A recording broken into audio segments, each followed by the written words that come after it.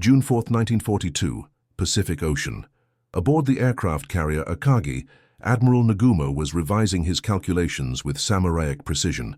That morning, Japan believed it dominated the sea. Naval intelligence had confirmed only 2 American aircraft carriers remained after the Coral Sea. The third, the USS Yorktown, was dead, photographed on fire, abandoned, already removed from estimates. That certainty was about to crumble.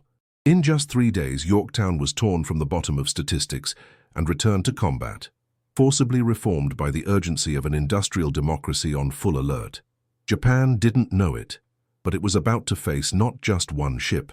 I would face an idea. This documentary will reveal how a repair considered impossible was performed in 72 hours, how 1,400 civilian workers, with blowtorches, steel plates, and no margin for error, defied time, naval doctrine, and Japanese logic, and how the reappearance of an aircraft carrier declared dead turned the tide of the largest naval air battle in history. What the Japanese admirals called an illusion was actually steel welded under pressure. And when the Yorktown launched its planes over Midway, the Empire realized there was a mistake in its math, and that mistake would cost the Pacific. But before we dive into the data, there's one statistic that defines this story, and that in itself threatens to dismantle the entire Japanese narrative about Midway. The Empire's intelligence planned to face 2 American aircraft carriers, 2, and based on this they designed their flights, armaments, formations, and attack time. But at 10:22 a.m., his lookout spotted aircraft coming up from a third direction. The third aircraft carrier, until then considered sunk, launched bombers on its vessels. The impact wasn't just tactical, it was philosophical. Within 72 hours, the Americans restored the USS Yorktown, against all calculations, all doctrines, all reports.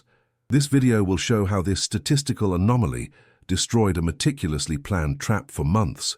And if you value the story told in depth, based on technical files, strategic analysis, and forgotten testimonies, consider leaving your like and subscribing.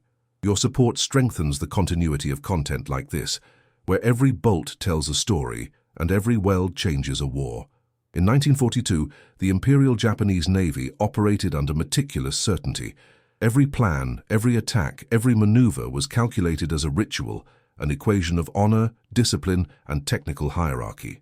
Japanese doctrine not only provided for the movement of the enemy, it demanded that this enemy obey the same logic.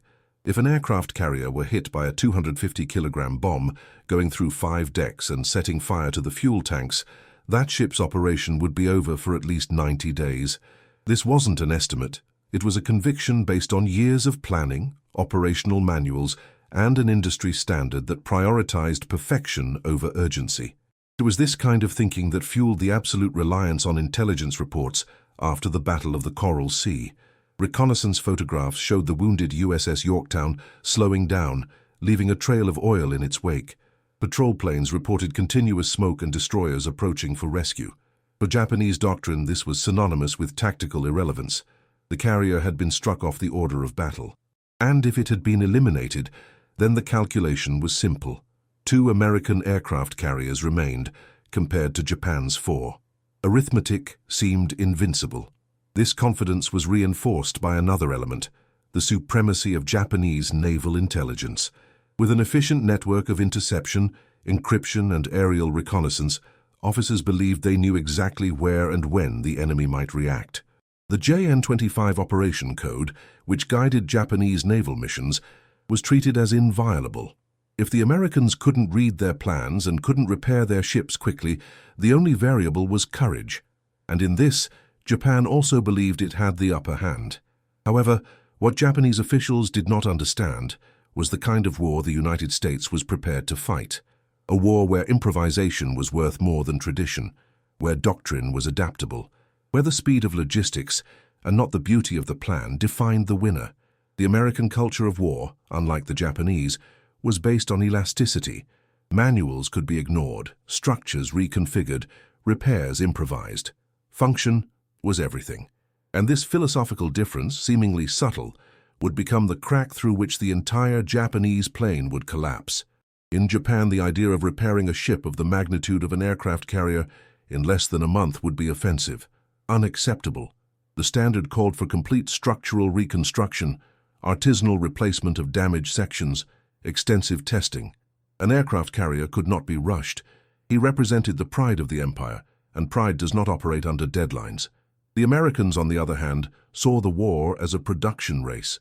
When the Yorktown was towed to Pearl Harbor, the countdown began, and instead of gathering engineers to discuss protocol, 1,400 workers gathered with simple orders: make the ship fight in 3 days. The idea that a repair of this size could occur in 72 hours did not even enter the Japanese calculations. They based their naval doctrine on a logic of time and honor, the Americans in urgency and execution. This is where the fatal error sets in. The Japanese plan for Operation MI, the ambush at Midway, depended entirely on American recovery time. If 2 carriers were available, the ratio was 4-2, an overwhelming advantage. But the math was sabotaged by a variable that the Japanese despised: the logistical power of the United States. Pearl Harbor's shipyards weren't just repair centers, they were war assembly lines transformed into floating hospitals. They had steel, workers, power, and, most importantly, permission to improvise. While in Japan every decision went through hierarchy, in Pearl Harbor, a welding operator could decide to cover holes with overlapping plates, even without technical specification. Haste was the priority. Functionality was the goal. And if there are still doubts about what this meant in scale, just look at this data. In 1942, the United States produced the equivalent of 18 escort aircraft carriers per year. Japan, in contrast, failed to complete more than 6 medium aircraft carriers in the entire conflict. American industrial supremacy was more than superior, it was exponential, and when that power focused not just on building but on reclaiming, it became an invisible weapon.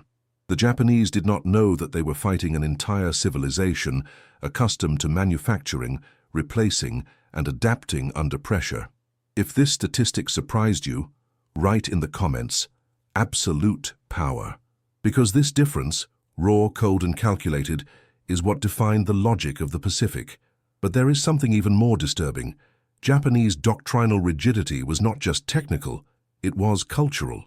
For Imperial Navy officers, to accept that the Yorktown could return to combat in 3 days would be to accept that their view of war was wrong.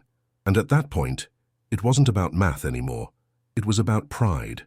A pride that prevented any contingency plan, any possibility of a third American aircraft carrier.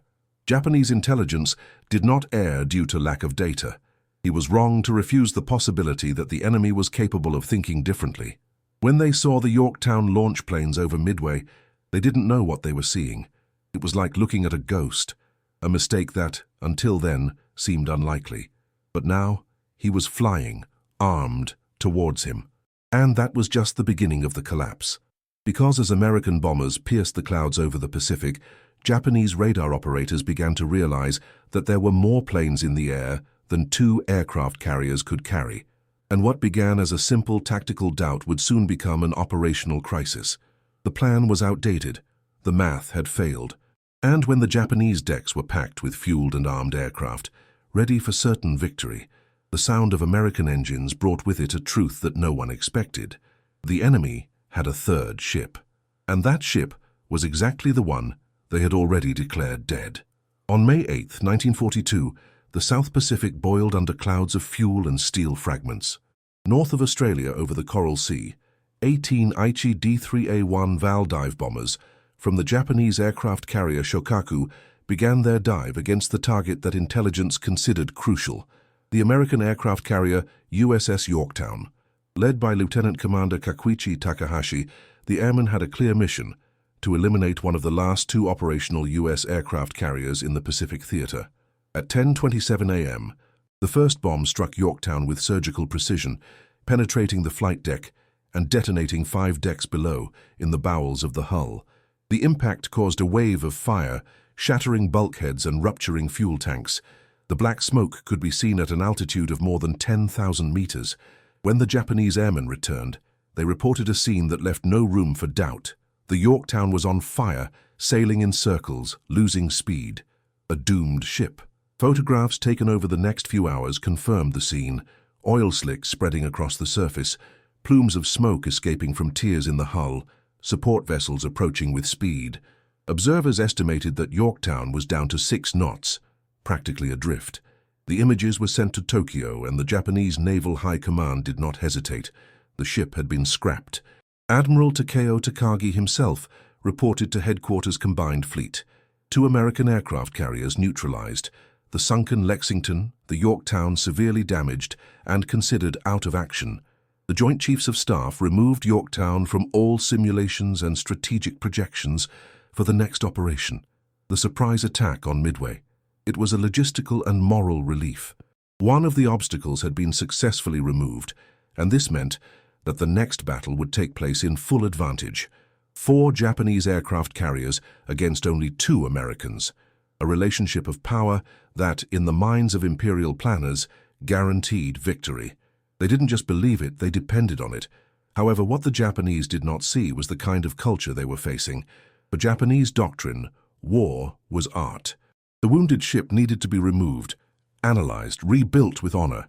The structural damage required thorough replacements, technical checks, artisanal precision. A ship with damage like the Yorktown would take, in the words of Japanese naval engineers at the time, a minimum of 90 days to return to service. This estimate, which was already conservative by Japanese standards, was based on a rigid hierarchical chain, specialized workshops, and formal recovery criteria. But the Americans, at that point in the war, had already broken their own protocols. Since Pearl Harbor, every damaged vessel was seen not as a loss, but as a resource to be repurposed, an urgency to be addressed. The logic was simple. If it floats and can launch planes, then it's still useful. And the Yorktown, even though burned and pierced, still floated. While Japan celebrated its partial victory, Yorktown began its retreat. Not the retreat of a defeated ship, but the return of a machine determined to fight. With reduced speed, damaged engines, and an exhausted crew, she traveled 3,300 nautical miles to Pearl Harbor. This solitary trip, beyond the reach of Japanese radars and analysis, was the prelude to an unprecedented technical response. The ship arrived on May 27th. There were 7 days left until the start of Operation MI. The Japanese, at that same moment, finalized their plans based on one certainty: the Yorktown was dead. That was the fundamental flaw. Not the absence of data, but the inflexible belief in interpretation. A cognitive collapse disguised as technical rigor. The Japanese precision so admired had turned into a trap. Ignoring the possibility that the Americans might violate their own repair standards, Japanese strategists placed the entire operation on a rotten foundation. The expected victory at Midway depended on maintaining this illusion. They didn't know and didn't even think that at that very moment, civilian workers at Pearl Harbor were welding steel plates over open compartments, laying cables over destroyed floors, and channeling steam through makeshift lines. Japanese logic dictated that it was not a repair, but American logic said something else. If it still flies, it still serves. What the Japanese called technical suicide, the Americans called urgency. In the final reports of the Battle of the Coral Sea, the name Yorktown did not even appear as a future threat. Imperial Navy planners were more concerned with the movements of the Enterprise and Hornet. The absence of Yorktown was a confirmed fact, not a doubt. One of the officers of the General Staff wrote on May 30th a revealing sentence: "What cannot be repaired in Tokyo cannot be repaired anywhere." This vision, centered on the cultural mirror itself, would be Midway's sentence. Because on the other side, America had already understood that the problem wasn't to follow the rules, it was to beat them. But the real revelation was still on the way. Because as Yorktown quietly approached Oahu, a new kind of war loomed behind the scenes. A type of warfare where the speed of repairs, the elasticity of structures, and the autonomy of decision were weapons as lethal as torpedoes. And what the Japanese called an impossible fix, he was about to be executed in 72 hours. While the Japanese admirals celebrated the elimination of the USS Yorktown as a fait accompli, the reality in the Pacific was taking a very different and silent course. The ship, still smoking, with its flight deck damaged, compartments flooded, and vital systems compromised, didn't just float. It moved. Slowed down and sustained by improvised repairs made while still offshore, Yorktown began its 3,300 nautical mile journey to Pearl Harbor. Its crew, led by Captain Elliot Buckmaster, operated as if the mission was not to return, but to resist. Sewage pumps and fans were rerouted to compensate for the loss of pressure in flooded sections. Steam lines were welded on an emergency basis to restore minimal propulsion. Engineers on board have created temporary solutions to control persistent fires. Damaged tanks were isolated. Electrical systems were manually rewired. The ship maneuvered with half its strength, but with twice its determination. The navigation operations were carried out with absolute secrecy. The radio remained silent. Information about Yorktown's location was communicated only by U.S. submarines en route to patrol, encoded, short and time-shifted transmissions.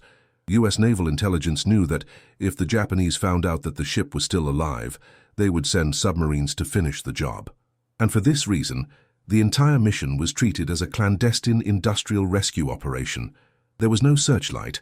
There were no large-scale escort maneuvers. What was unfolding was a floating engineering effort, carried out under constant tension, where each mile advanced represented a technical miracle.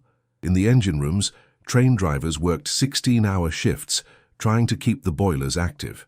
On deck, sailors operated with emergency equipment to keep the ship level. What the Japanese saw as a dead hoof, the Americans treated as a comatose patient, but with vital signs. And that was enough. The crossing lasted almost 20 days. During this time, Yorktown sailed with a partially functional propulsion system, with constant power losses and stability oscillations. Navigation officers had to recalculate every 6 hours to adjust the trajectory to currents and winds. Fuel consumption was monitored to exhaustion, as any excess could mean a definitive stop before reaching the coast. When it finally approached Oahu late in the evening of May 27th, the crew could spot the silhouette of Diamond Head, shrouded in low clouds. But from the city it was also possible to see the ship arriving. A dark oil slick, more than 15 miles long, betrayed the severity of the damage. It was a spectre coming from the depths of the Coral Sea, still sailing. Rear Admiral Aubrey Fitch, who was tasked with overseeing the operational status of the Pacific Fleet, personally inspected the Yorktown at dock. His initial report was straightforward. The ship needed at least 90 days to return to combat readiness. That was the standard forecast for damage of that size, even in times of war. The superstructure was compromised. 3 compartments were unusable. The flight deck had lost integrity. The machinery of elevator number 2 had been destroyed. Part of the boiler rooms needed complete replacement.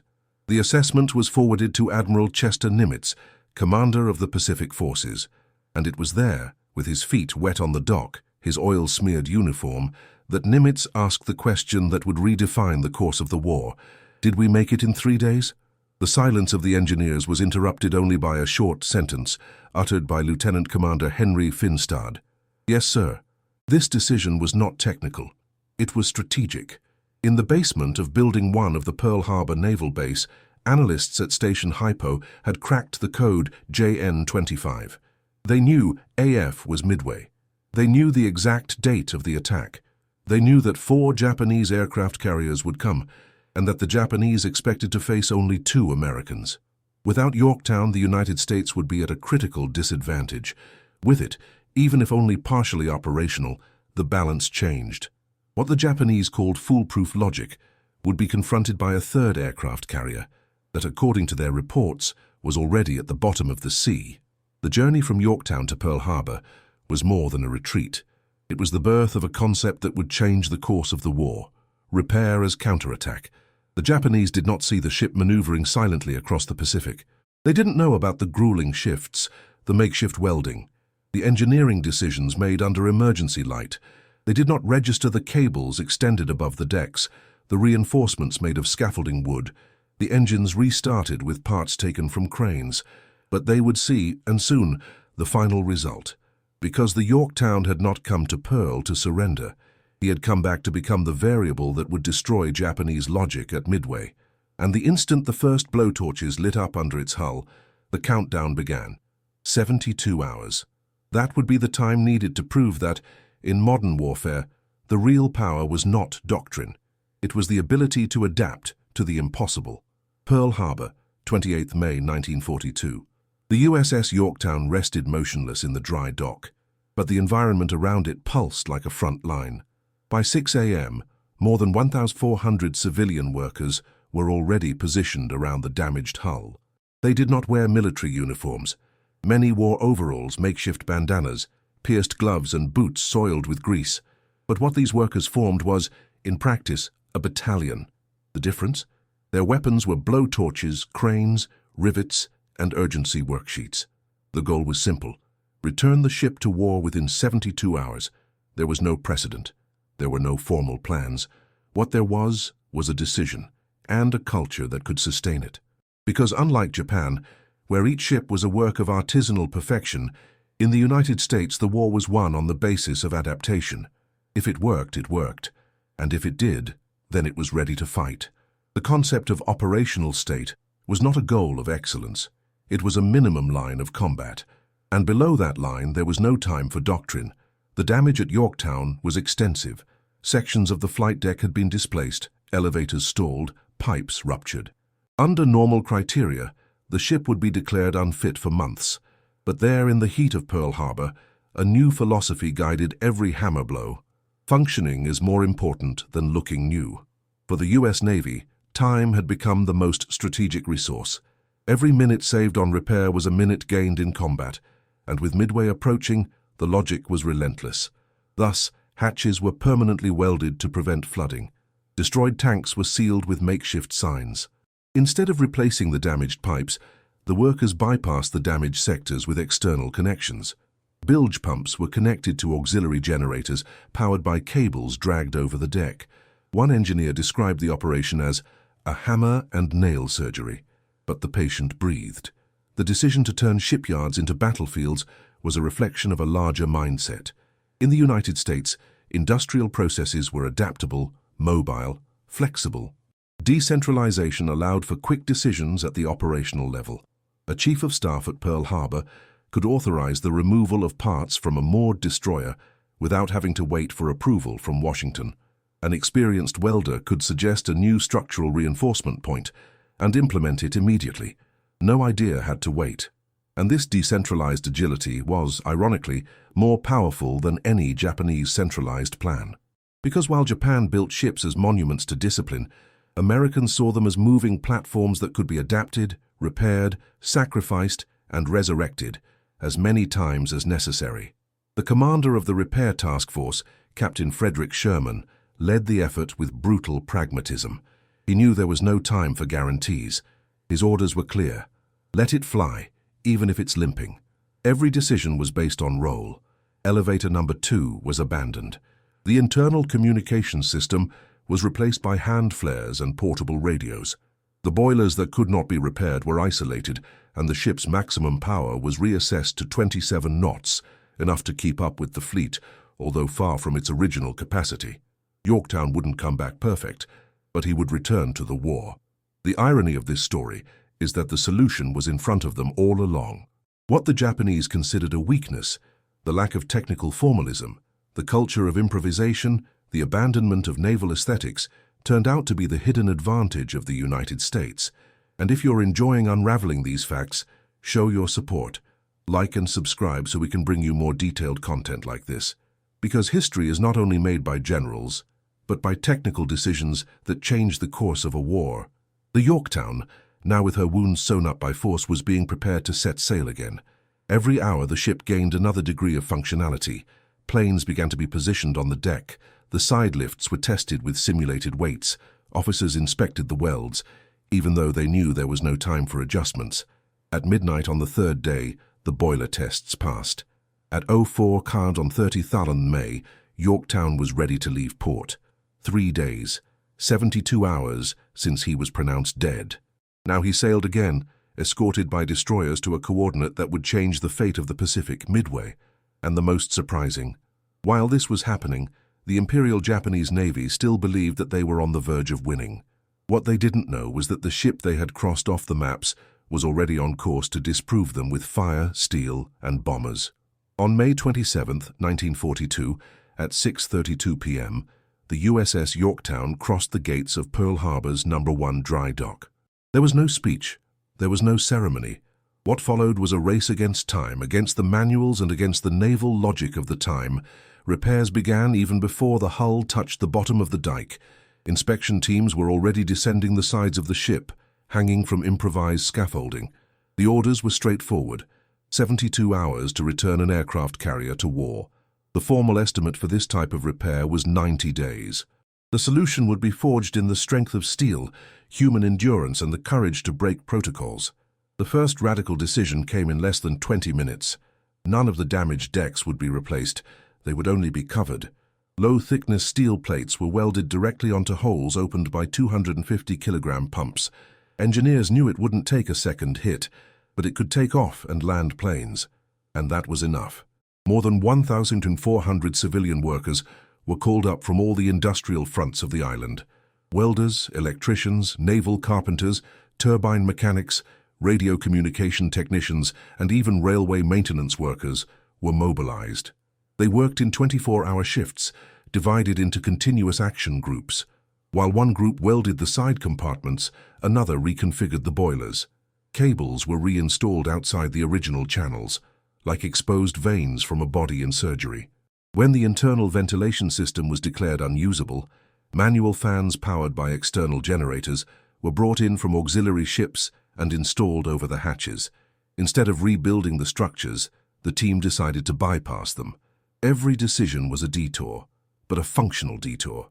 The Navy's technical standard determined that, in case of structural damage to the inner hull, welds should be made with ultrasonic verification and specialized caulking. At Pearl Harbor, engineers decided to seal the enclosures with 3 layers of quick welding, covered by asbestos blankets secured with pressure rivets. It was an industrial workaround, but it worked. The central elevator, destroyed by the impact of the bomb, was abandoned. Their engines were shut down and isolated. The planes would be moved manually. A new chain and pulley system was created on the fly to make the F-4F Wildcat descend from the flight runway to the hangar. In normal times, this would be punished as a violation of protocol. In times of war, it was innovation. While the workers welded steel plates, Admiral Chester Nimitz walked among them. Wearing soaked boots without a head covering, he wrote down observations and instructed adjustments directly with the leaders of each team. The scene, recorded in accounts by Lieutenant Ralph Spaulding, showed a supreme commander getting his hands dirty amid the metallic heat of improvisation. Nimitz didn't command from a distance. He commanded from inside the dry dock, pointing to ill-fitting plates, calling for reinforcement on critical valves, and arguing with veteran welders about the melting limits of naval steel. He knew there was no margin for error. He knew Midway was 6 days away. He knew that if Yorktown didn't leave by the end of the 3rd day, the Pacific would become Japanese. As the hours progressed, the line between the possible and the absurd was crossed naturally. By dawn on the 2nd day, Yorktown's main electrical system had not yet been restored. The engineering team then made an extreme decision to connect the ship's power array to that of 3 destroyers docked in adjacent ports, creating an energetic backbone by external cables. The wires were thrown over the water, attached to buoys and taken manually to the technical entrances of the hull. For the Japanese, this type of solution would be an insult to naval engineering. For the Americans, it was the only chance to put the ship's radar into operation before departure. At 02:45 in the morning, the terminals of the CXM-1 radar were reconnected, worked. Gradually, the ship regained its basic functions. Secondary fuel tanks were sealed with fast-drying naval concrete. The antennas were replaced by mobile aluminum structures taken from decommissioned planes. Even the anti-aircraft gun mounts were restored with recycled parts from destroyers sunk at Pearl Harbor. It was like setting up a fortress out of museum pieces, attached with workshop glue, but that fortress floated. And more than that, he could fight. When the 3rd day dawned, the atmosphere in the dry dock was that of a vanquished battlefield. The Yorktown, scarred, patched, breathing through outer tubes and energized by makeshift cables, was technically ready to go. The final inspection was made on May 29th at 9:13 p.m. The base's chief engineer, Commander Daniel Appleton, signed the report with a single sentence: combat viable. This was the new category invented at that time, neither ready nor recovered, only feasible to fight. And this, viable, would change everything. At 4:30 a.m. the next day, the engines began to spin. The ship left the dry dock quietly, unceremoniously.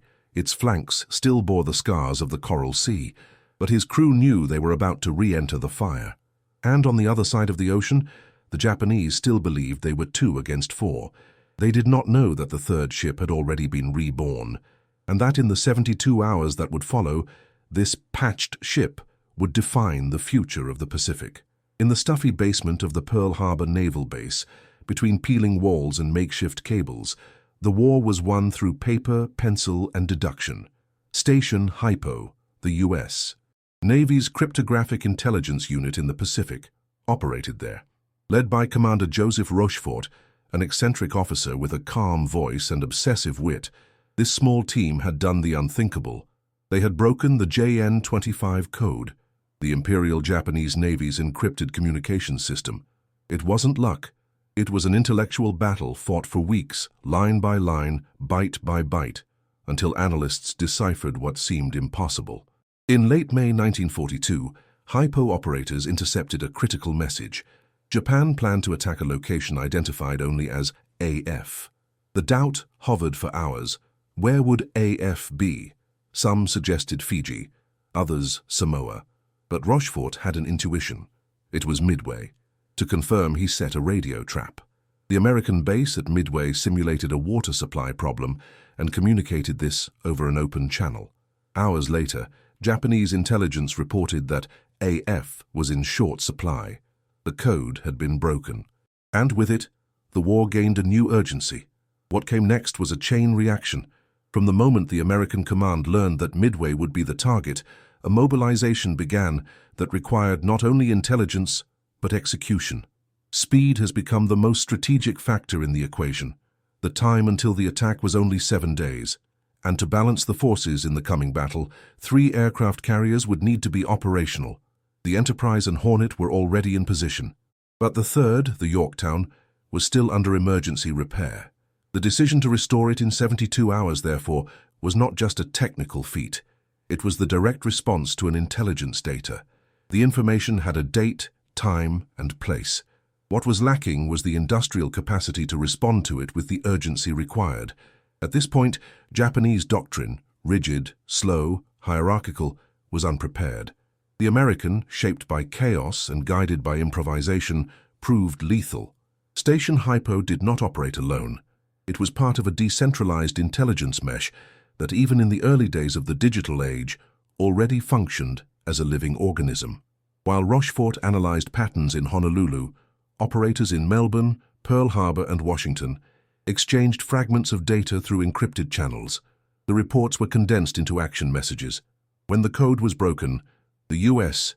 Navy's response was instantaneous, recalling ships, redesigning routes, redistributing fuel, repositioning escorts. The logistical action was as fast as the flow of information. Admiral Nimitz, upon being informed of the Japanese plan, did not hesitate. He knew that the only real chance of resistance was surprise, and for there to be surprise, the Yorktown had to sail.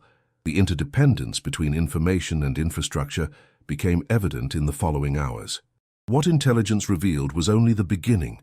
It was necessary that every revelation be answered in practice, and that every repair at Yorktown be accelerated not by hope, but by data. When engineers worked grueling shifts to rewire the ship's systems, they weren't just following orders. They were winning a race against an enemy plan that already had an appointment. This transforms the concept of a technical miracle into something even more impressive, a coordinated operation between brain and brawn, between dice and steel.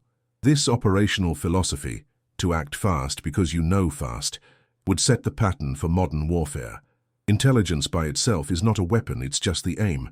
The trigger remains the ability to execute, and this execution requires culture, process, and mentality.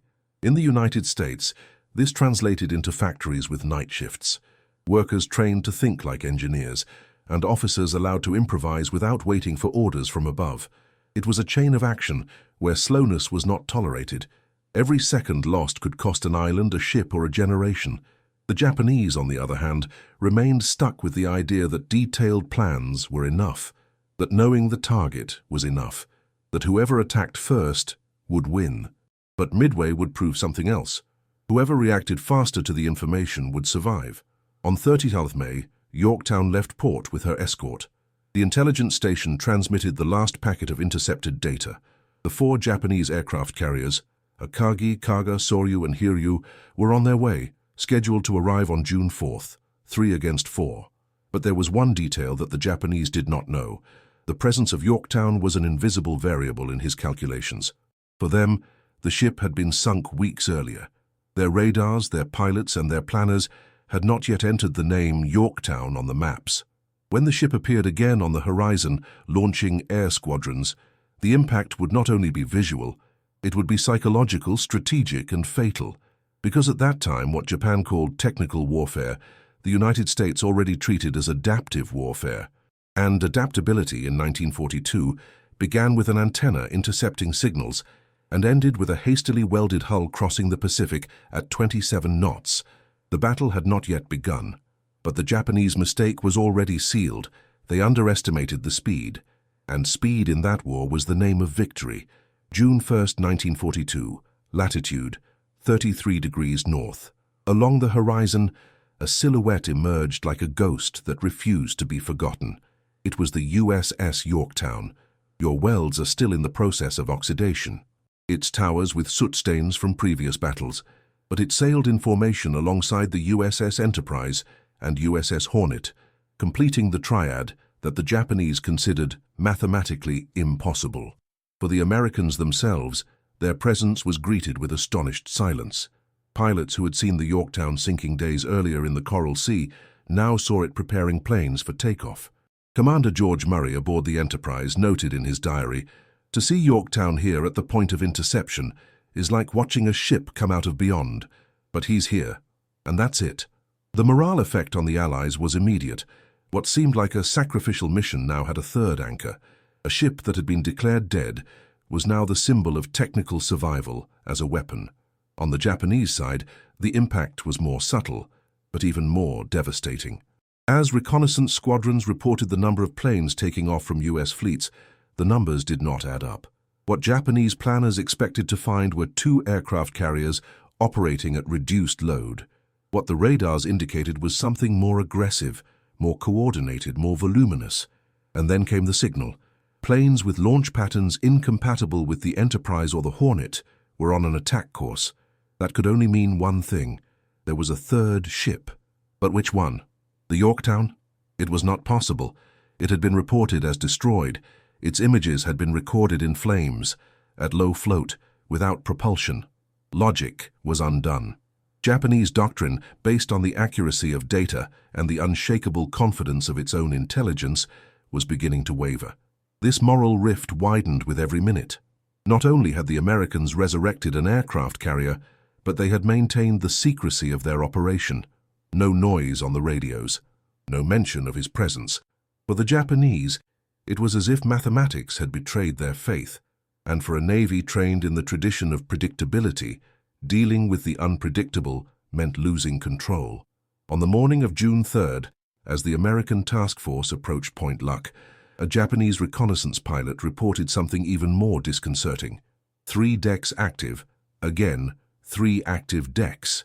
The phrase caused a tense pause in the command center of the combined fleet. For the first time, the reports began to contradict the maps. The Imperial Navy was about to face something that was not in the plans. And here comes a statistic that Axis strategists ignored until it was too late. In 1942 alone, the United States produced 47 escort aircraft carriers, while Germany produced 0. The Japanese, with all their combined efforts, launched 10 over the course of the entire war. Axis naval culture never understood the concept of adaptive scale. It was a war where the factory replaced the shipyard, where production surpassed prestige, and where urgency suppressed aesthetics. If this data impresses you, write in the comments, "Logistics wins." Because at this moment, it wasn't the most beautiful or most feared ship that made the difference.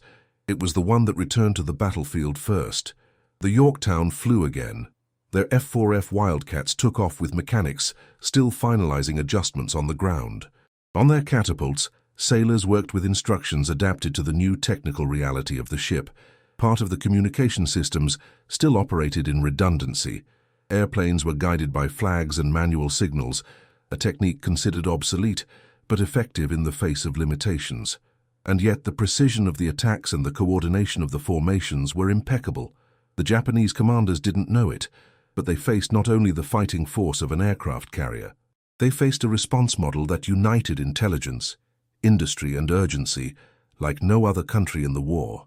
What was established was more than a tactical reversal. It was an inversion of expectation. What Japan believed to be a war of calculations and predictions suddenly became a war of reinvention and surprise.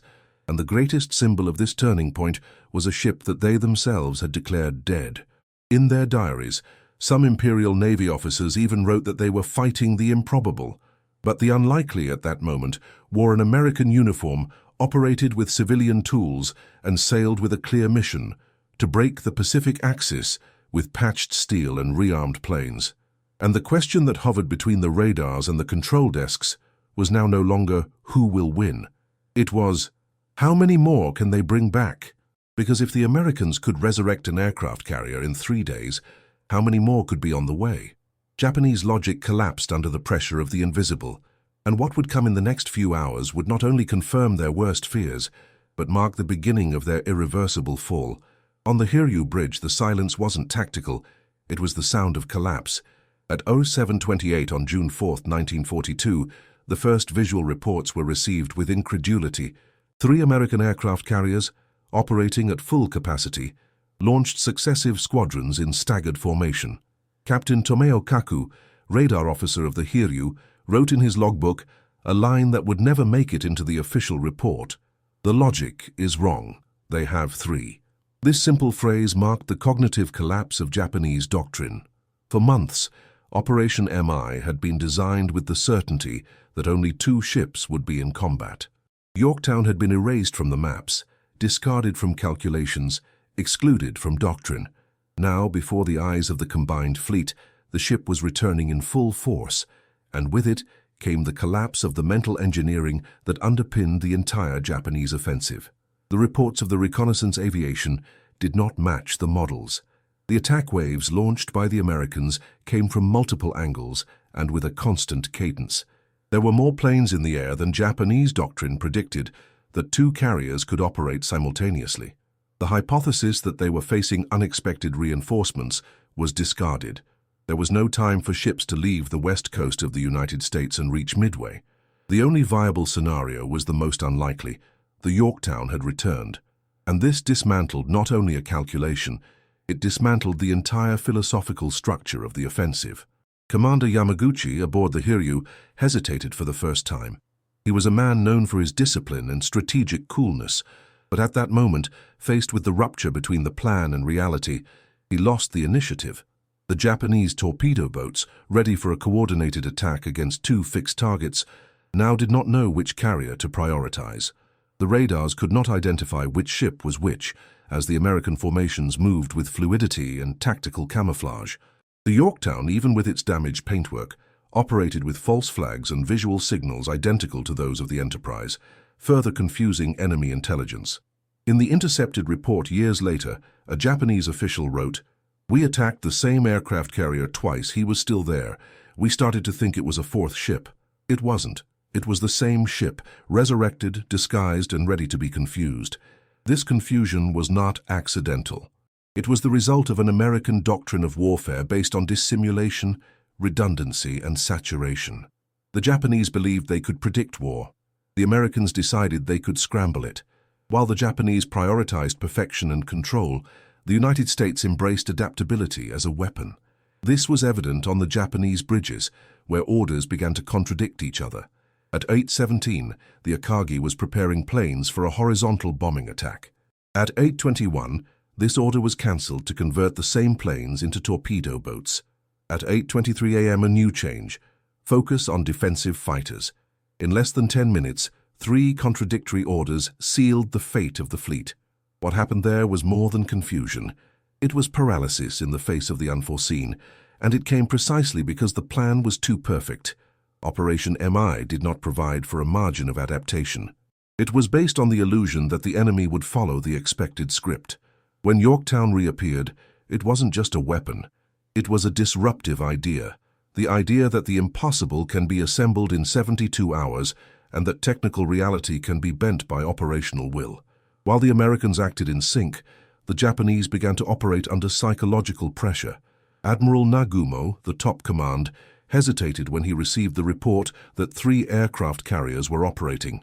His first reaction was not adjustment. It was denial. According to post-war records, his initial order was to ignore the information until visual confirmation. This delay cost 22 minutes. 22 minutes in a naval air war equals an eternity. And it was in this eternity that the Dauntless plunged from the sky. The greatest irony is that Japanese doctrine, proud of its ability to anticipate movements, failed to anticipate the simplest, the enemy's ability to rebuild itself.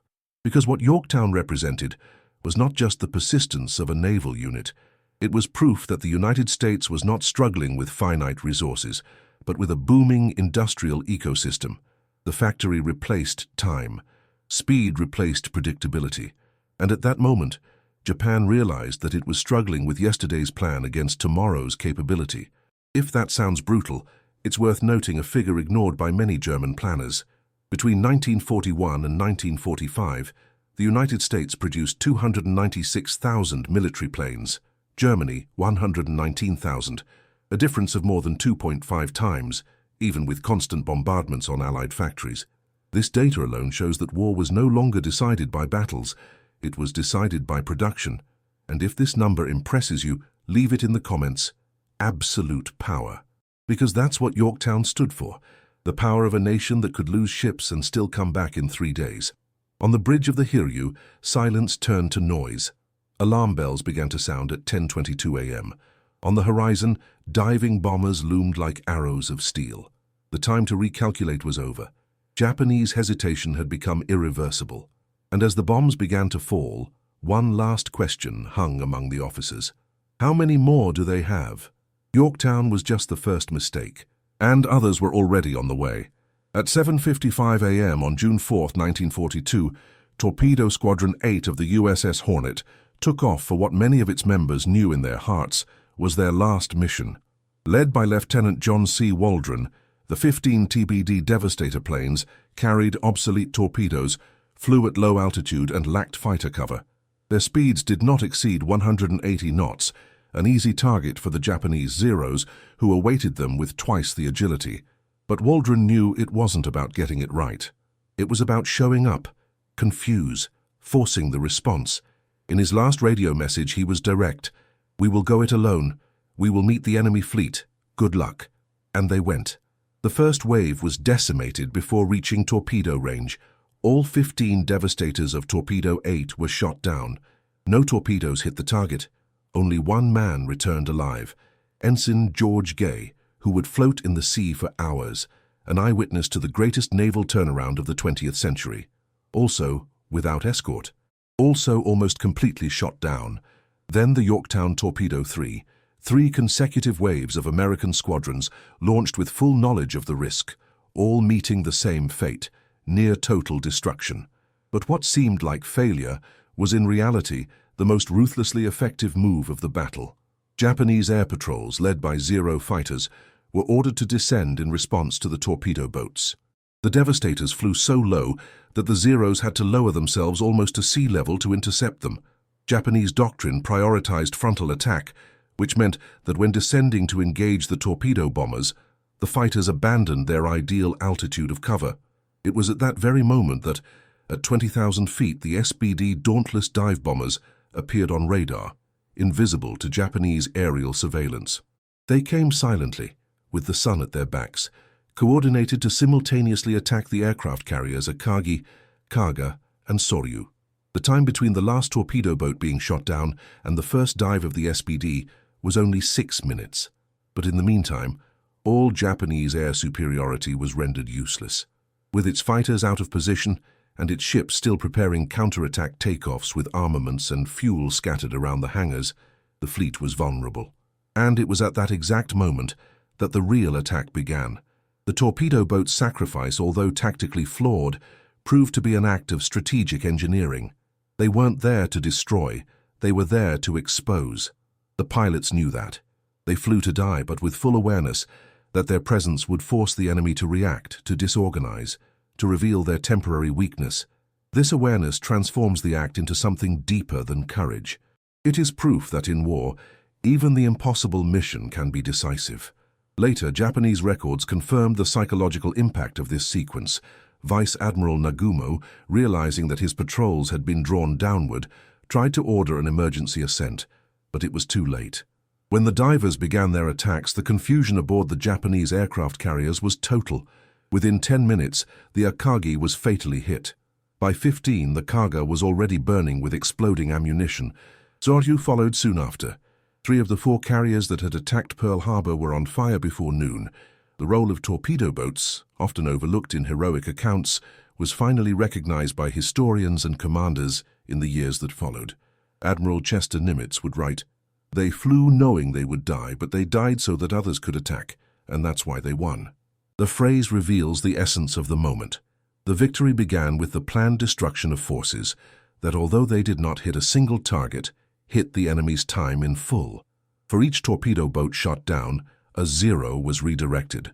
For each squadron decimated, a fraction of the Japanese patrol descended a few meters farther than it should have.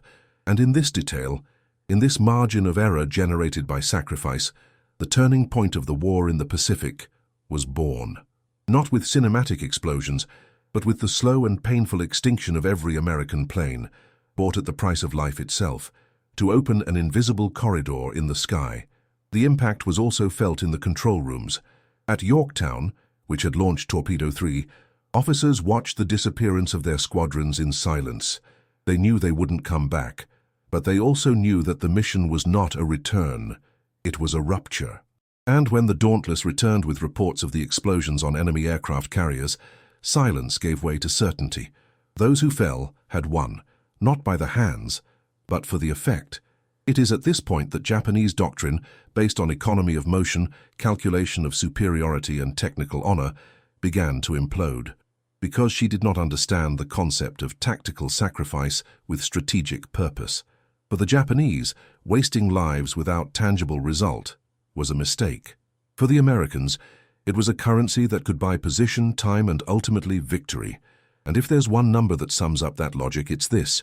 Of the 41 torpedo boats launched at the start of the Battle of Midway, 39 were shot down. Only 2 returned, and yet no casualties were in vain. If this number shocked you, write in the comments, "Shocking data."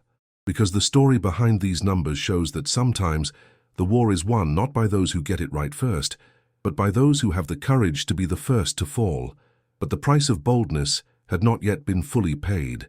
The last act was missing, the final clash between Yorktown and the revenge of the Japanese, because even patched up, the ship had now become the main target of Imperial fury, and the retaliation would come in full force. At 10:22 a.m., the Pacific fell silent for a moment, and then, as if the sea itself breathed in flames, 3 Japanese aircraft carriers were hit almost simultaneously. From above, 37 SBD Dauntless bombers dived into lethal angles of attack, with the precision of machines and the urgency of someone who knew that this was the only chance. The synchrony between the squadrons of the USS Enterprise and USS Yorktown was not the product of a foolproof plan. It was the result of improvisation, operational luck, and reading the terrain. But the effect was devastating.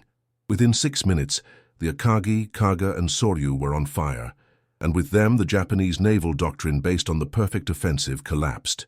The 3 ships had been caught at the worst possible time, in the process of rearming the planes. Bombs, torpedoes, and fuel were distributed on the decks and in the hangars, outside the containment areas, in violation of the Imperial Navy's own protocol, all to speed up a takeoff that would never happen. When the Dauntless began diving, the Akagi was attempting to launch a squad with weaponry still being stocked. The first impact hit the center deck, followed by a secondary explosion in the hangar. The fire spread so quickly that the deck officers did not even have time to activate the suppression systems. On Kaga, the sequence was even more brutal. 4 bombs penetrated directly into the lower hangar. In less than 2 minutes, the fuel tanks and backup bombs exploded in a chain. The internal temperature reached 1,100 degrees Celsius. The deck began to collapse. Many aviators had not even boarded when the ship became a floating furnace. Soryu received 3 accurate hits. Their boilers failed almost instantly. The ship, immobilized, was abandoned under a blanket of smoke. No complete squadron was able to take off. Japanese air power, meticulously prepared, was disarmed before fighting. This sequence, which history would treat as an epic turnaround, was born of what Japanese doctrine despised the most: imperfection. Dauntless set off at different times, faced disorganized formations, climbed without full cover, and reached the point of attack by unlikely routes. And yet, they hit their targets with a success rate that even the most optimistic planners couldn't predict. The secret was not in symmetry, it was in boldness. The Imperial Navy was confident in the beauty of the plan. The Americans operated with the urgency of the factory. While the Japanese hesitated between rearming with torpedoes or bombs, the Dauntless dived with a clear mission: to destroy. What had been considered a weakness, the use of robust but slow planes, proved to be a tactical advantage. SBDs withstood bursts, dived with fine control, and could be operated by pilots with intensive but standardized training. This standardization, a direct result of American industrial doctrine, allowed new squadrons to be formed with surprising speed. Every pilot, every mechanic, every captain spoke the same technical language, not that of tradition, but that of the manual. And it is here that historical irony reveals itself in its crudest format. The Japanese Navy, pride of a nation forged in the code of Bushido, found itself defeated not by a superior fleet, but by an alliance of workers, engineers, and pilots trained to improvise. American aircraft carriers operated as adaptation platforms. They changed orders in real time. They adjusted formations based on raw data. Its crews, often without a traditional military rank, were responsible for function rather than hierarchy. And it was this logic that allowed, between bombs and smoke, to turn 6 minutes into a strategic turnaround. The magnitude of this collapse was not just visual, it was structural. In a matter of minutes, Japan lost 3/4 of its offensive capacity in the Pacific. Each aircraft carrier carried not only aircraft, but doctrine, morals, and prestige. Seeing them in flames, the combined fleet lost not only ships, he lost his certainty, he lost control of time. And time, in that war, was everything. The Hiryu, now isolated, was the last ship capable of launching attacks. But it was already operating under a new reality: that the enemy had shown itself to be unpredictable, fast, and willing to sacrifice the impossible to win. The doctrine of preemptive strike, which had guided Japan to Pearl Harbor, now became obsolete in the face of a war machine that not only predicted, but manufactured the response in real time. That moment, 10:22 a.m. on the Pacific clock, would later be described by a German official as the second Pearl Harbor, but for the Axis. The phrase was found in reports from the Abwehr, the German military intelligence, which followed with perplexity the developments of Midway. They knew something had changed, and they knew that this was no coincidence, because from that moment on, a new question arose in the bridges of command of the world. If the Americans could do this with 3 ships, what would they do with 50? The Hiryu was now the last Japanese aircraft carrier floating in the Pacific, a lone survivor in what, hours earlier, was the world's most feared naval fleet. At 10:45 a.m., under direct orders from Vice Admiral Yamaguchi, her deck turned into a desperate assembly line. 2 squadrons were launched in sequence. The first, composed of dive bombers commanded by Lieutenant Michio Kobayashi, the second by torpedo boats led by the experienced Lieutenant Joichi Tomonaga, who had already survived previous attacks and flew with a punctured fuel tank, with no expectations of return. The target was clear. The USS Yorktown, identified by radio signals and visual sightings, was still operating, and that, for the Japanese, was unacceptable. At 12:20 p.m., Hiryu's bombers began the attack. 4 bombs hit the Yorktown, one of them exploding on the main smokestack, others hitting the side superstructure and flight deck. The force of the impact temporarily paralyzed all operations. Electrical systems failed. The radars were turned off. The conning tower lost communication with engineering. Smoke covered the sea. The crew, who had already faced weeks of continuous combat, now fought not against the enemy, but against their own destruction. But what followed wasn't the sinking of the ship. It was its reinvention. Damage control teams, previously trained for emergency maneuvers, began to operate with millimeter precision. Ventilation valves were sealed. Fires were contained with protein foam. Auxiliary generators were activated within minutes. The Yorktown even hit, managed to restore partial power, and even resume landing operations in less than an hour. At 1:45 p.m., he was still receiving planes. This resilience was a reflection of an American doctrine that treated each ship as a living cell, capable of adaptation, mutation, and survival. Japanese logic saw the aircraft carrier as an attack platform. If incapacitated, it should be replaced. American logic saw it as a floating base, capable of fighting even in ruins. This difference in philosophy would become fatal to Hiryu. At 2:30 p.m., the second Japanese attack arrived. 4 torpedo boats launched their armaments at Yorktown. 2 torpedoes hit him on the starboard side. The vessel listed immediately. The power was cut off. For a moment it was thought that the ship had finally been defeated. Abandonment orders were issued, but even as the boats were lowered into the sea, engineers remained in the lower compartments, trying to stabilize the hull. By the end of that afternoon, Yorktown was still afloat. This episode, later recounted by Japanese officials with bewilderment, revealed the central flaw of the Hiryu's strategy. They attacked an idea of a ship, not an adaptive system. They hoped that a physical impact would eliminate operational capability. They did not count on the redundancy of systems, the decentralization of functions, and the culture of technical improvisation that made each sailor an emergency operator. The Yorktown was less of a vessel and more of a mutating hive. While the Japanese invested in impact, the Americans invested in elasticity, a fundamental difference, and one that proved crucial. For each attack, there was a contingency plan. For each structural failure, an improvised solution. It was a war engineering based on failures, and therefore more resistant. The doctrine of controlled collapse, so characteristic of American industrial thinking, had transformed the ship into a resilient organism. In post-battle reports, Japanese intelligence classified the Yorktown as a ship sunk twice. It was a fact that the Germans ignored in their own calculations. The Americans didn't just produce more, they kept in operation what for others would be doomed. Between 1942 and 1945, the U.S. lost 12 aircraft carriers, but repaired and returned to service more than 80 vessels with severe damage. Germany, in contrast, could not return a battleship to the sea in less than 6 months. If this contrast surprised you, comment, "Logistics wins." Because it was these logistics that allowed Yorktown to remain a target, even after 2 devastating attacks. On the Japanese side, the Hiryu was attempting to reposition itself. But without air support, with limited fuel and knowing it was the next target, its survival was a matter of hours. Still, their resistance was symbolic. It represented the last attempt of a doctrine that refused to accept defeat even in the face of evidence. A proud but isolated ship, a lone aircraft carrier, facing a war machine that had already ceased to be just military. It was now industrial, mathematical, systematic. The American attack against the Hiryu was being prepared.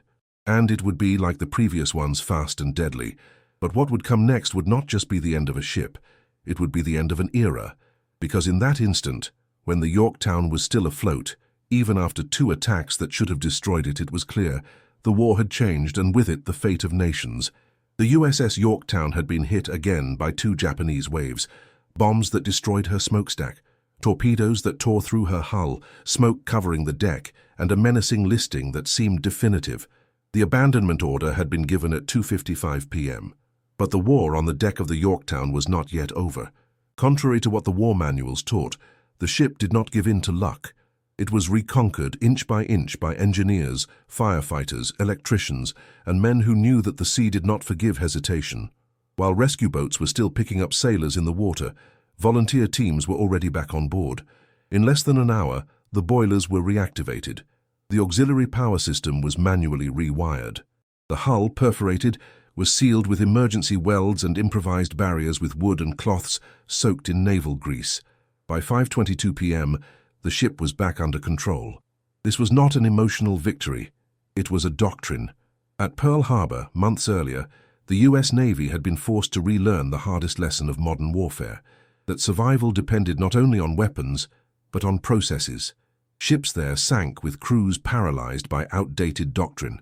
The answer came with drastic reforms. Damage control training has become obsessive. Officers went on to study hydraulics, welding, forced ventilation, combustion chemistry, and pressure engineering.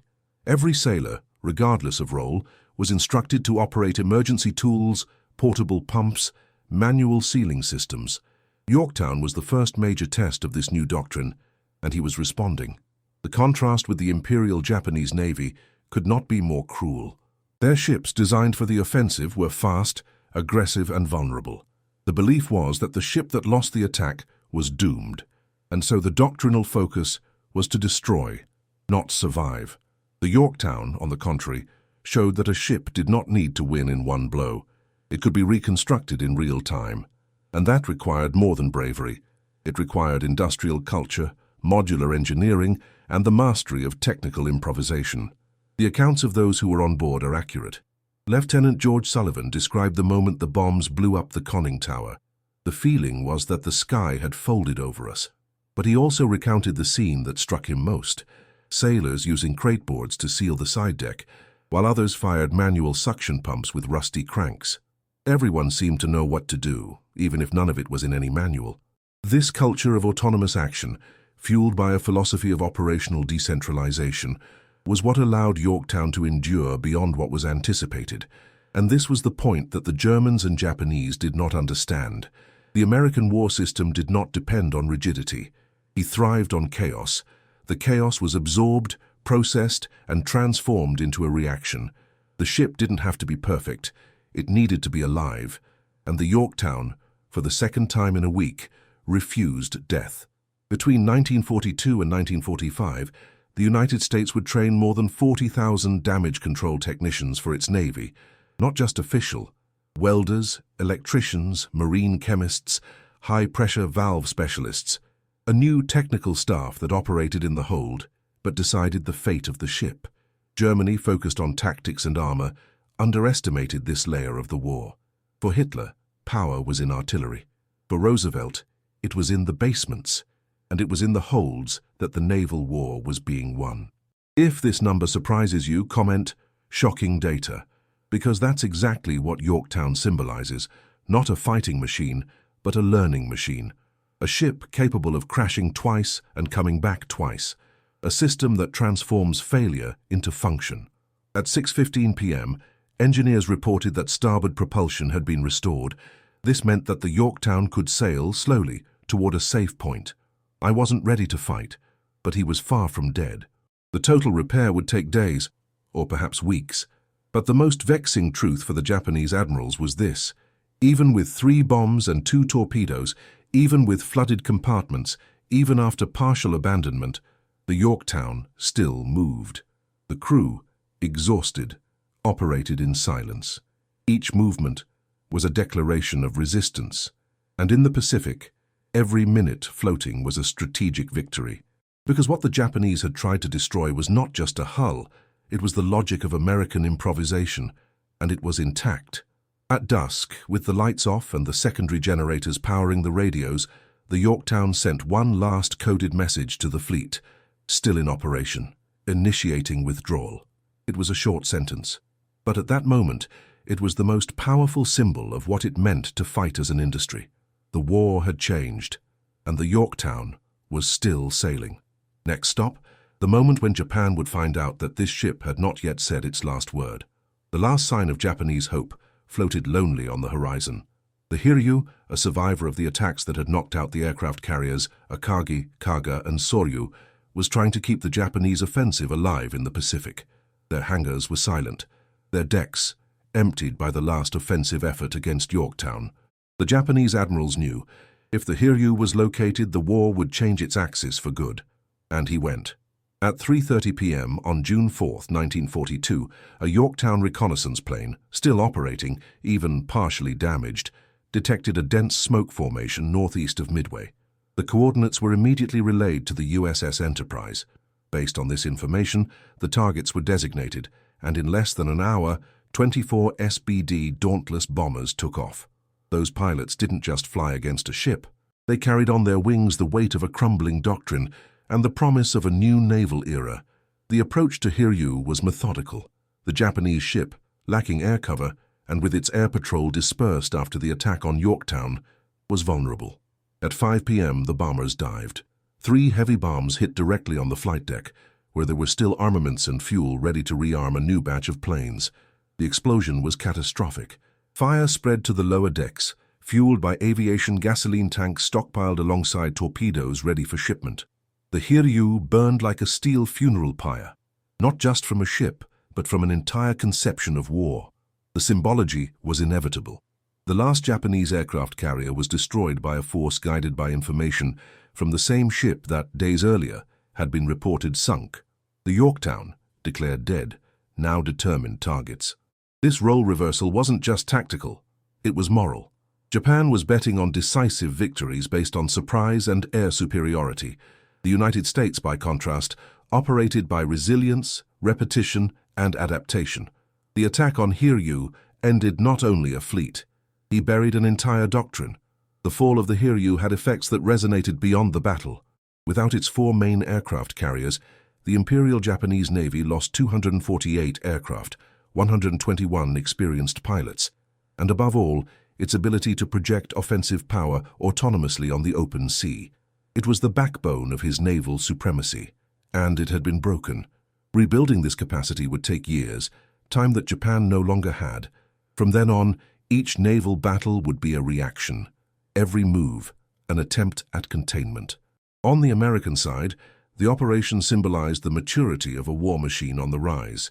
Aircraft carriers were no longer just combat platforms. They were logistical nodes, floating command centers, intelligence and engineering platforms.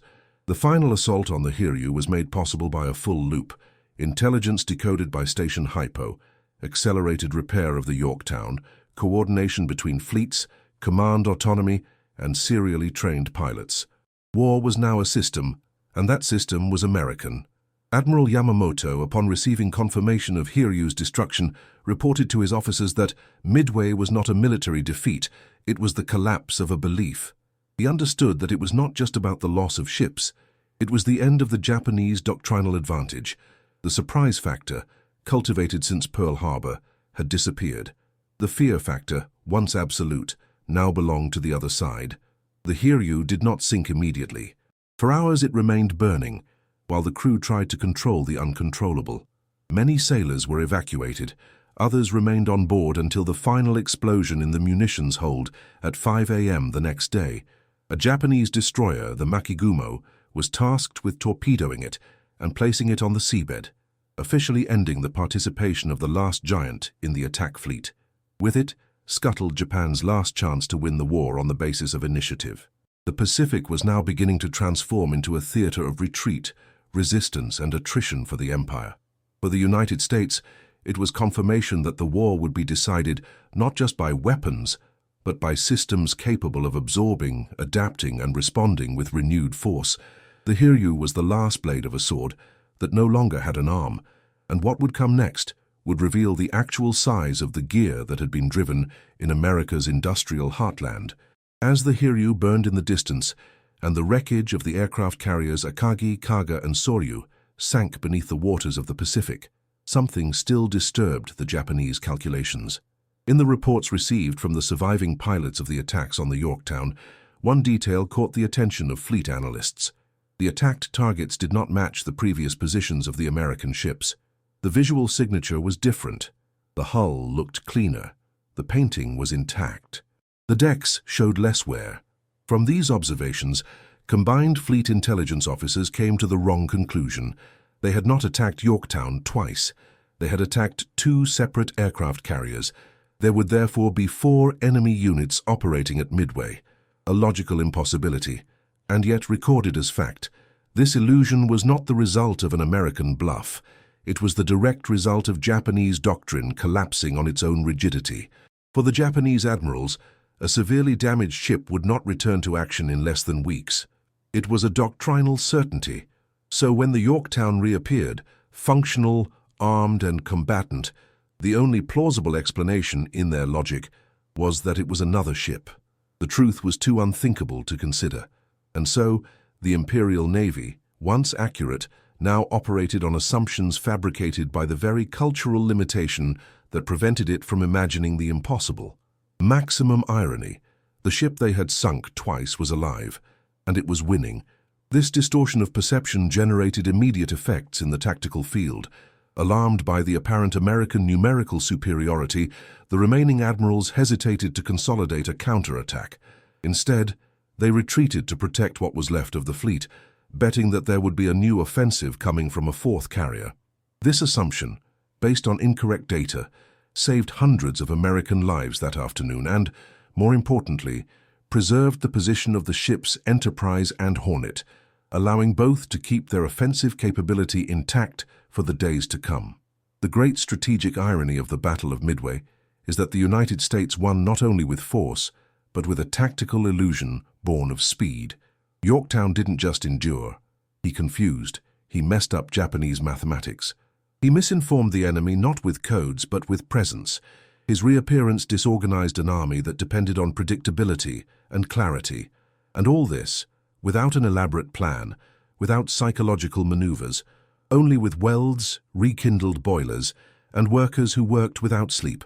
The solution was before the eyes of the enemy, but his doctrine did not allow him to see it. The Imperial Navy was based on a Cartesian principle. What is damaged is discarded. What does not appear is absent. What does not fit, the pattern, is ignored.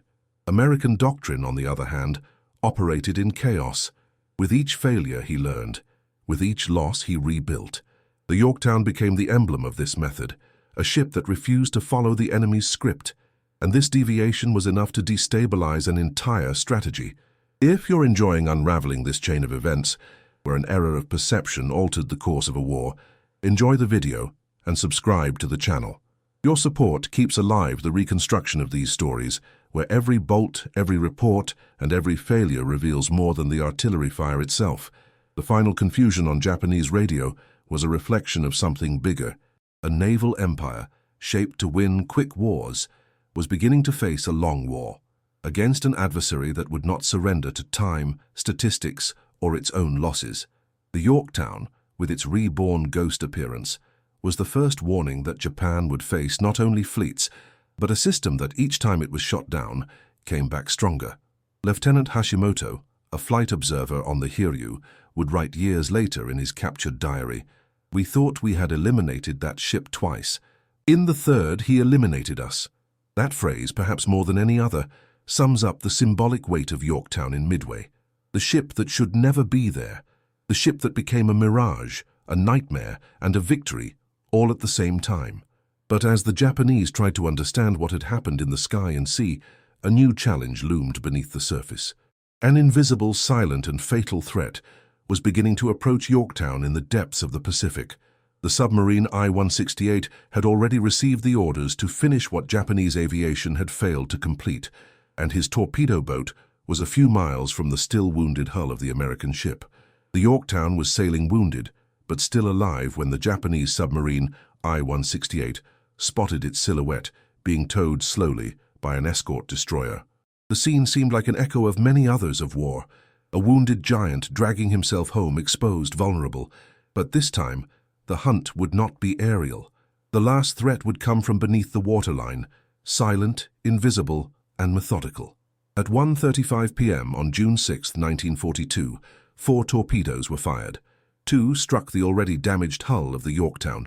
The third hit and sank the destroyer USS Hammond, which was providing technical support to the ship. The fourth passed without detonating. The Yorktown would hold out for 2 more days, floating with dignity, as if refusing to give in to the logic of broken metal. But at 07:01 on June 7th, with the water finally overcoming the last compartments, the ship listed to port, rolled slowly, and sank, disappearing into the depths of the Pacific. But what was lost there was not a defeat. Yorktown had fulfilled more than its tactical role. It had become a symbol of doctrine. He was presumed dead, even before the Battle of Midway. Resurrected, wounded again, resurrected again. It attacked, absorbed damage, coordinated forces, confused the enemy, and, even in his death, forced Japan to expose its last offensive piece to the American counterattack. The ship sank, but its function, its real function, had already been fulfilled. It was no longer a specific unit, but an operating model. The doctrine of speed, improvisation, and redundancy had proved viable. And more, it had become decisive. At Pearl Harbor, The workers who had repaired it within 72 hours received the news in silence. There was no regret. There was no euphoria. Only the acknowledgement that this ship had been more than steel and paint. It was proof of concept, the confirmation that with coordination, will, and infrastructure, it was possible to bend the rules of time. The shipyard commander who led the repairs would later say, "He died doing what he had to do, and we knew he wouldn't come back." But he had gone too far to be forgotten. The ceremony was not official, but in many hangars flags were lowered, not as mourning, but as respect. The Japanese doctrine did not understand this gesture. She valued the glory of attack, the honor of immediate victory. But what was celebrated on American soil was different. It was the ability to rebuild what fell. Yorktown was just the first. His logic, that a ship doesn't have to be perfect to be decisive, had spread like a functional virus throughout the fleet. In the following months, entire shipyards would be redesigned to operate according to the standards imposed by that repair. New protocols would be written based on the improvised decisions of those 72 hours. And on paper, Yorktown had already been replaced. Its successors came serially, produced at scale, built on the idea that, in times of total war, winning is not keeping intact, it's keeping it running. Japan, by contrast, would struggle to replace its lost aircraft carriers. Its shipyards did not operate under the same model. Each unit required time, tradition, perfection. When the Shinano, a Japanese aircraft carrier converted from a battleship hull, was launched, time was no longer an ally. It would sink shortly after being delivered, without ever having completed a mission. The ultimate irony is revealed in the numbers. By the end of 1942, the United States would put into operation more than 50 new escort aircraft carriers. Japan, only 3. The war had already changed, but not everyone understood the new language, and it was there, in the silence of the Pearl Harbor workshops, among coiled cables and still hot plates, that this new grammar of war was born. That to win was to resist, even for 72 hours. In captured Japanese war files, an intelligence officer's note repeats the name Yorktown 3 times. No questions, no explanations, just the brute finding of an impossible error, as if the very presence of the ship had disorganized the reasoning. Because it disorganized, he shouldn't be there. He shouldn't come back. He was not supposed to resist, but he did all that. And that's why it sank, as a legend, and not as a loss. But the war did not stop to watch. As shipyards absorbed the lesson of the Yorktown, an invisible fleet began to emerge from the maps, a resupply, transport, logistics, and infrastructure force that would become the true backbone of American victory in the Pacific, because the next decisive weapon would not be a battleship, it would be a cargo ship, and he was already on his way. Steel can be bent, cast, patched, stretched to the limit, as long as its function prevails. That was the American logic. Yorktown wasn't pretty. He did not follow the manual.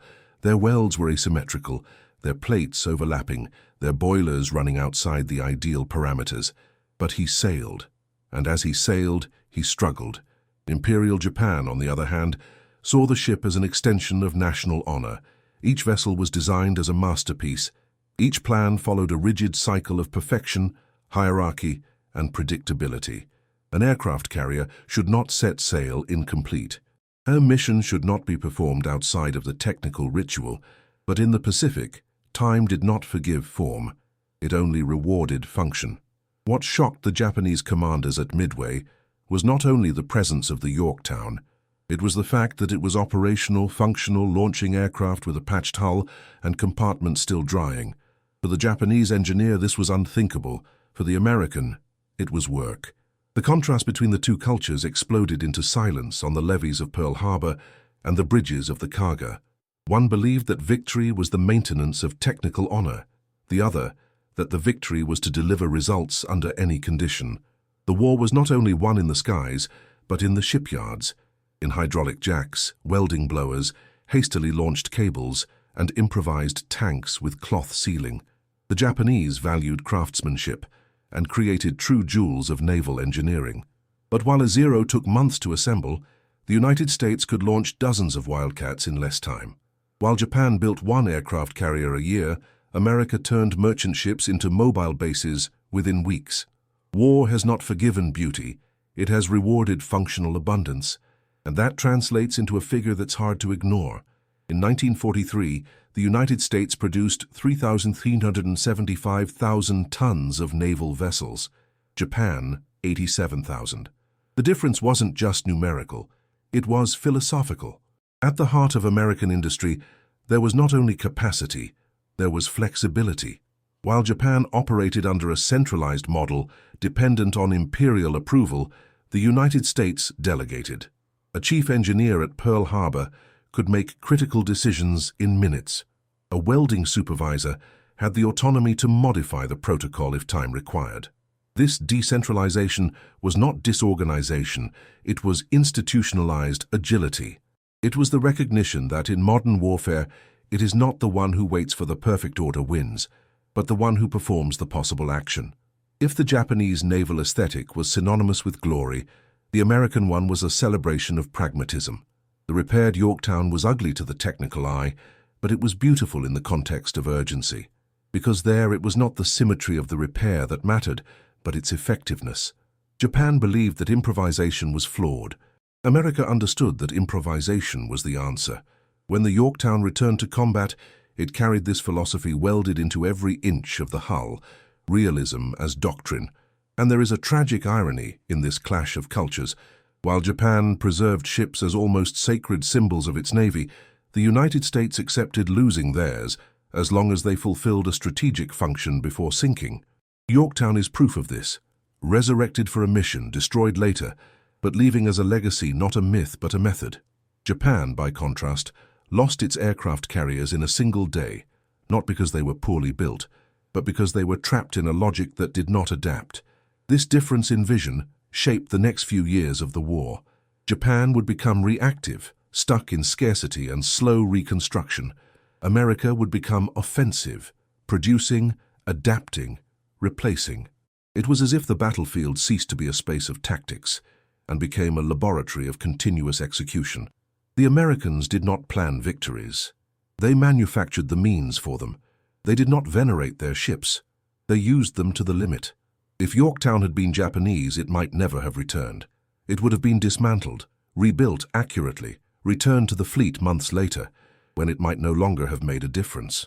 But being American, it was patched up, refitted and relaunched within 72 hours. 3 days.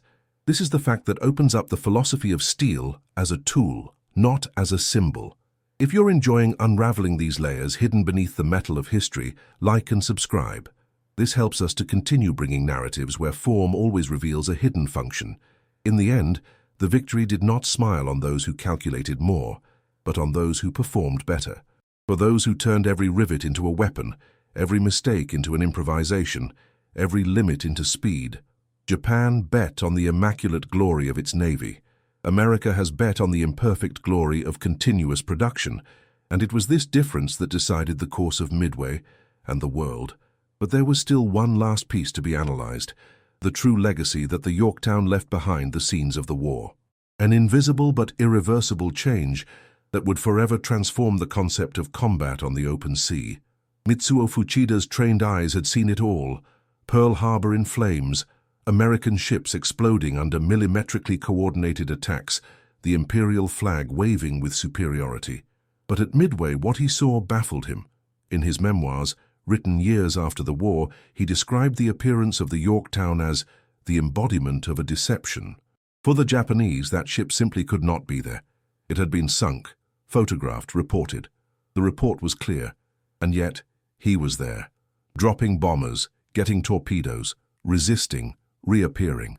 The Yorktown violated not only military logic, but Japanese logic itself. Shigeru Fukudome, an officer in the Naval General Staff, would later confess, "We didn't understand the kind of war the Americans were waging. They treated ships as instruments, not legacies." On the decks of the Hiryu, captains murmured about a fourth aircraft carrier. On the Akagi Bridge, the strategists tried to recalculate what could not be recalculated. The concept of an aircraft carrier resurrected in days was to them as unlikely as a samurai returning to the battlefield with a broken blade and still winning. But that was exactly what was happening, and the language they used to describe the event says it all.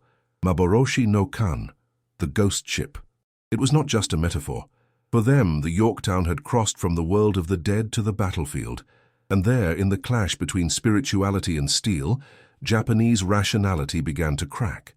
The pilots who survived the second attack on the Yorktown swore they had seen a different ship than the one they had attacked in the Coral Sea. The scars didn't match. The radar seemed more active. The escorts were better positioned. Some reported being targeted by new types of anti-aircraft weaponry, more intense, more accurate. It was as if the Americans had not only restored the ship, but improved its performance. This confused analysts. Japan operated with a model of warfare based on predictability. Every class of ship was studied, every movement simulated. But with the Americans, there was no simulation to go with it. They improvised outside the manuals, and they won. This was the astonishment not declared, but recorded in the logbooks. They were not facing a fleet.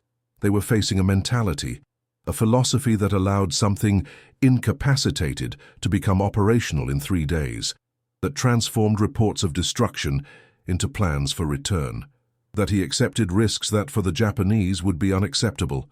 Japanese doctrine did not provide for enemies who ignored conventional limits of repair, logistics, and time. It did not provide for civilian workers working 24 hours a day with improvised welds. It did not provide for ships that sailed even with holes in the hull, circumventing rules, not respecting the technical ritual. And it was this misunderstanding that generated the greatest collapse of strategic perception of the war. Yorktown was not just an intelligence error, it represented an error of doctrine. Because if one ship could come back like this, how many others could follow the same path? If America was able to do this with a damaged hull, what would it do with mobilized full production? The answer would come in 1943, when the United States would launch 8 aircraft carriers in series in the same year. But at Midway, Yorktown was the omen. The irony is that even when sunk days later, the Yorktown remained a spectre, a symbol of what was possible. In post-battle analyses, Japanese officers could not explain their presence without resorting to vague terms. Error of judgment, strategic anomaly, unforeseeable event. But deep down, everyone knew. The Imperial Navy had been surpassed not by the number of planes, but by the elasticity of enemy logic. They had entered a precision war, and they were facing a war of adaptation. Fuchida would write years later, Midway was not just the loss of ships, it was the loss of moral advantage. There we realized that they could lose and come back, not us. And that phrase sums up what Japanese eyes saw when they saw Yorktown. Not a miracle, not a failure of intelligence, but the harbinger of a war where time, industry, and mentality were against them. Respect arose not out of admiration, but out of an inability to understand. And this kind of respect is the most dangerous, because it reveals that the enemy has already begun to lose, even before the next battle begins. In the days that followed, as the Japanese survivors were rescued by burning destroyers, the name Yorktown still swirled over radios with hesitation. They didn't know if it was still afloat, if it had come back again, or if it was another ship pretending to be him. And so, even at the bottom of the sea, Yorktown continued to wage its war, not of steel against steel, but of idea against doctrine. And when the next naval conflict came, it wouldn't just bring bombs, it would bring the shadow of the ship that shouldn't be there. But the question that remains is another. How did a feat like this shape American military thinking for the years to come? How did the idea of repairing rather than retreating become permanent doctrine? What's more, who were the faces behind that speed? The engineers, supervisors, civilians, who did the impossible without ever being on the books? Because the next part of this story is not written with bombs, but with hands dirty with grease. At the bottom of the Pacific rests a ship that should not have been in Midway. Its steel plates, still visible after decades of being submerged, tell a story that is not one of perfection, but of possibility. The Yorktown didn't win because it was indestructible. It won because it was repaired when everyone believed it was impossible. Its repair in 72 hours was not just a technical feat. It was the breaking point in a war fought not just by bombs, but by value systems. While Japan projected its victory on the rigidity of honor and perfection of form, the United States proved that true power lies in urgency, improvisation, and the ability to turn chaos into function. The downfall of Japanese naval doctrine began not with the explosion of the Akagi, but with the unexpected appearance of a ship that had been wiped off the maps. Yorktown exposed the enemy's deepest weakness, his belief that only the perfect wins, but it was the functional imperfection that turned the tide. The great lesson of Midway is universal and brutally clear. Logistics determine strategy. Volume beats tactics. And operational speed, when guided by collective purpose, transforms even the impossible into a plan of action. No wonder, after the war, a German general would bitterly summarize, "We were defeated by trucks, not tanks." If you value historical research and the rescue of the facts that changed the world, enjoy this video, subscribe to the channel, and activate the bell so you don't miss the next devastating historical fact. And in the comments, tell us, what was the most shocking fact you discovered on this journey? Because history is in the details, and the details, as we have seen, change the course of wars. Don't go away yet. Listen to the next true story that will appear on the screen. Always remember, logistics determines strategy. Watch the next video here on the channel with another incredible story.